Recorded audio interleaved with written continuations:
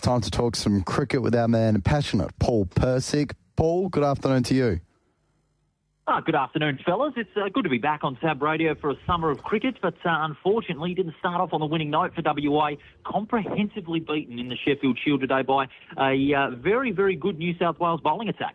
Well, Paul, you were there. You saw all 4 days. You're in a role as ground announcer, the voice of WA cricket over the summer months. What did you make of WA's batting performance in particular, which let them down in both innings? Well, it's a case of deja vu from last season. The top of the order lacked productivity, and especially with Cameron Bancroft not doing himself any help for a test role for Australia. He only managed 10 in the first innings before he was caught by Jilks off the bowling of Hadley. And then in the second innings, he was dismissed by Hadley again. Same result, this time for 3 off 18. Whiteman failed to fire. He made a quick fire 28 in the second innings, but that was pretty much nothing. Goodwin and Green also lacked the runs that they needed to give WA a chance. So it's been Groundhog Day as far as the top order is concerned. But once again, it was a very good deck for the bowlers. The overhead conditions, as you might have seen, Jacob, with, big advantage for the New South Wales bowlers. They made the most of it. Hadley and Hatcher were terrific today, and also yesterday when they bowled WA out in that first innings for just a very low total of 161. So the conditions really advantaged the bowlers today, and also the pitch that didn't really flatten itself out over the final days. What is the biggest positive out of this for WA cricket from the first Shield match, Paul?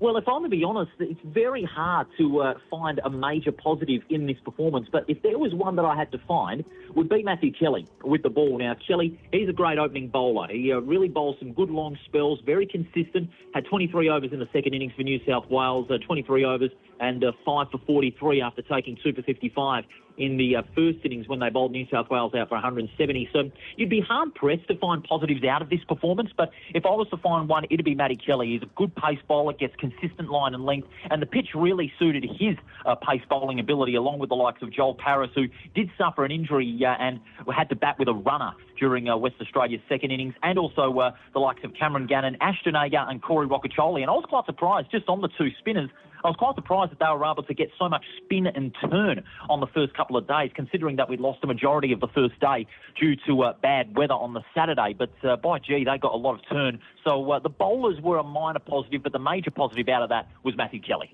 Well, Paul, there's been a lot of criticism from Greg Sheffield, the winning New South Wales coach. Now, often it's the losing coach who's very critical of conditions, but Greg Sheffield said the wicket did the top order no favours whatsoever, and for the selectors not to judge Sam Constas too harshly for his double failure of 4 and 14. What do you make of that? Well, I'm 50-50 on those comments. Constas failed to fire in the first match, but it's only one match, so he's got 2 more chances to fire before he can stake his claim for an Ashes call. But, that first opportunity wasn't the ideal start. Trapped in front by Paris before and then caught by Agar off the bowling of Kelly for 14. But it's only one match, so he'd be right to say don't judge Constas just yet, but I'm afraid to say that he was out of line with the pitch. I thought the pitch played very well. It was a good contest between bat and ball. Both sides had their chances to get some big runs. The bowlers ruled, and unfortunately on that side of the discussion, I think the New South Wales coach is a bit out of line. Well, Will Salzman was the player of the match. He was playing his very first match for New South Wales. 72 yesterday, the only half-century in the entire match, and 43 top scored in the first innings. So he's a young prospect for New South Wales cricket, Will Salzman. Oh, Will Salzman's the star of the future, I tell you. His performance with the bat, especially in the second innings, it made so much impact positively for New South Wales in the game to get up to that total of 221 and set WA what would be a sizable target in these conditions. So Salzman's stroke making, his ability to hit those boundaries with great precision, I thought was terrific. He, to me, out of that batting lineup for New South Wales, was the biggest difference in the end. And that 72, I would say in retrospect, won New South Wales the game, because WA were always going to find it tough in those conditions, chasing over 220 for victory, and especially with a top order that is still failing to fire. I thought Will Salzman pretty much won them the game. Yeah, both innings very important. So WA, they finished bottom at the table last year in the Sheffield Shield, only a round through. Bottom again, and you mentioned Joel Paris's injury. There's some concerns there that he'll be out for a period of time, and WA don't have a lot of bowlers in reserve, Paul, so they head to Hobart next week for their second Shield game, down a few bowlers. Yeah, their bowling stocks are being absolutely decimated. Of course, Jai Richardson, we don't know when he's going to come back. We know Lance Morris is out for the season with, surgery to his back, major surgery to his back, and that's a massive blow. And now Joel Paris. Not a lot of bowling stock in reserve, as you said, and that's where, the likes of the second 11 and the Premier cricket stocks are going to have to be looked at. Having said that, we didn't get a lot of Premier cricket here in Perth this weekend because of the one-day matches on Saturday that were abandoned due to rain. So we didn't get, a lot of judgment on the bowlers from the respective Premier cricket sides. But if I was WA, I'd be getting my act together right now. This is completely unacceptable by their standards. They had a big chance today, but it all fell apart during that first session. And, I've discovered this throughout the last couple of seasons of Sheffield Shield cricket. When the top order loses one or two quick wickets, they just wilter under the pressure. They play with negative intent.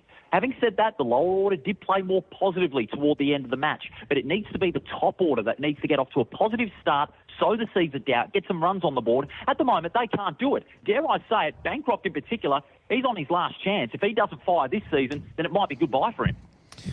Always good to hear from you, Passionate. Always good to hear your thoughts on crosscodes as well into the cricket after covering so much of the waffle for us this season here on TAB Radio Drive. Best of luck over the next few days, and we'll talk to you soon.